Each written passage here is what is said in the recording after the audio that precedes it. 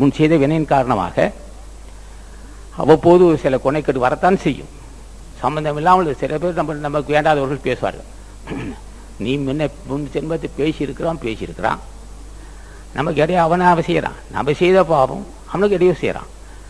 அவனுக்கு குறையில்லைப்பா, நீ செய்த பாவம் தான் அவனுக்கு இடையே செஞ்சுட்டு இருக்கான். அதனால் அவன் மேலே கோபம் கொள்ள நியாயம் இல்லை. இந்த அறிவு யார் தருவான்? அது ஆசான் ராமலிங்க சாமி தரணும், அது முதுபெரும் தலைவன் நந்தீசன் தர வேண்டும், முது தலைவன் அகத்தீசன் தர வேண்டும்.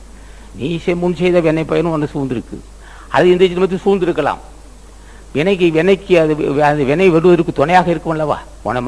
உனக்கு மற்ற இடையூறு தந்தால் நம்ம பாவம் கழிவதுன்னு நினைக்க வேண்டும். மற்ற இடையில கடுமையாக பேசிட்டு போகிறான், பாவம் தெரியுதல்லவா?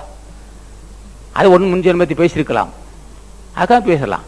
அது புதுமையாக அது புதிய இந்த ஜென்மத்தை பேசியிருக்கலாம், பேசிட்டு போகிறான். அப்படிங்களா? இந்த அறிவு எப்போ யாவருன்னா ராமலிங்க சாமியில் இன்னும் எனக்கு கொனைக்கேட்டு இருக்கு ஐயா, நான் என்னையா செய்கிறேன், இன்னும் எனக்கு இந்த கொனைக்கேடு தாயா மீண்டும் பரவி காரணமாக இருக்குது. நீ என்னை இந்த கொனைக்கேடு வந்து விடுபட அருள் செய்யன்னு கேட்கணும். கடுமை